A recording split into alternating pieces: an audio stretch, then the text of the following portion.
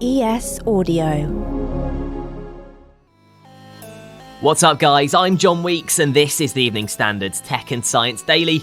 Coming up, the first vegetarian dinosaurs. But first, CES 2023 is officially underway. It's one of the year's biggest tech events, and we've already seen some cool tech and announcements from the giants of the industry. So, what are the big themes this year? Quite a lot happening in the technology in cars, and maybe to the degree that's a lot about companies that have had quite clunky tech in cars up until now, looking at what the likes of Tesla has and thinking they need to catch up very quickly. Our tech journalist Simon Hunt's been keeping an eye on the Consumer Electronics Show in Las Vegas this week and told us about Sony's collaboration with Honda on a new EV. So I think the idea is Honda builds the car, but Sony gets involved a lot more on the technology side, both in terms of building sort of sensors around the car to help with its self-driving technology, but also the entertainment side. Samsung also showed off their latest screens for smartphones, which can fold and even slide out to make them bigger. Simon said the tech could impact the tablet industry. Maybe this will actually lead to possibly the end of the sort of tablet market, because if you can buy a phone that can expand to the size of a tablet, then this sort of mid-sized tablet option might just disappear in the long term. Also announced at CES, something we didn't see coming, the future of de-stinking your trainers. It is the ultimate solution to sanitize and deodorize your shoes inside and out. And of course, LG ThinQ allows for personalization, like changing the lighting colors in the shoe case. LG's Alyssa Baker revealed their high-tech steam oven system, which is designed to keep shoes as box fresh as possible.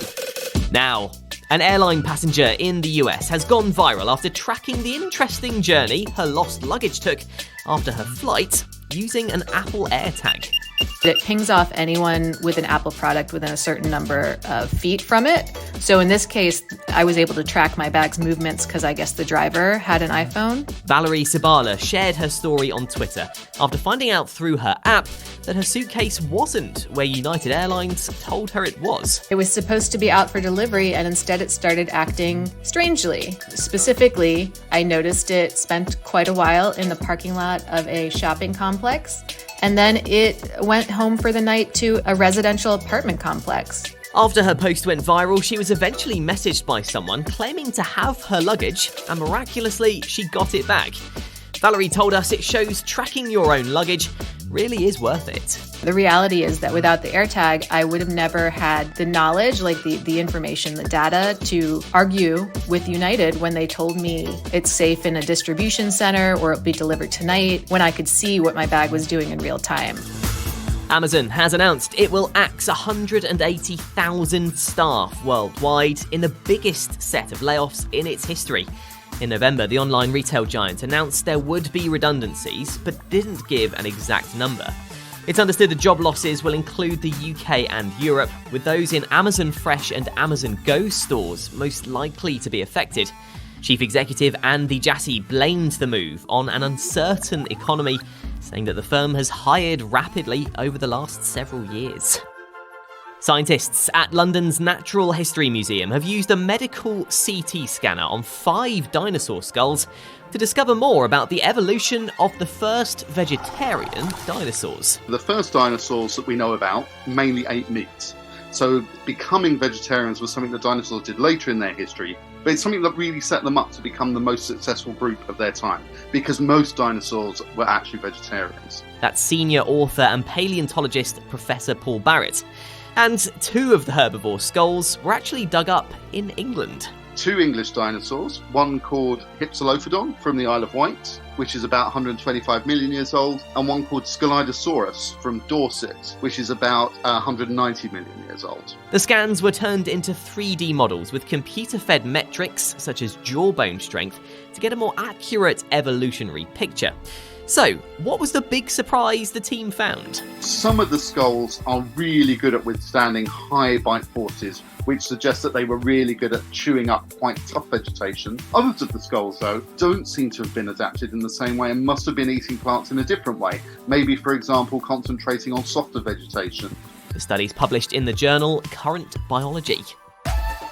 Meta has been hit with a £343 million fine for forcing users to agree to personalised adverts.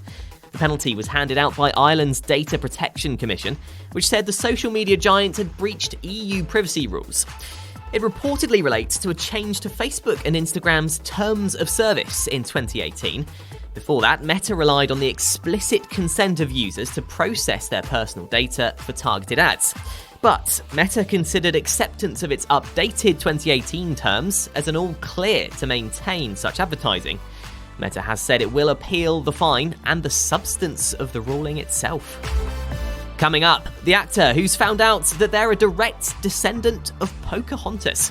Why not hit follow and give us a rating during the break? Welcome back.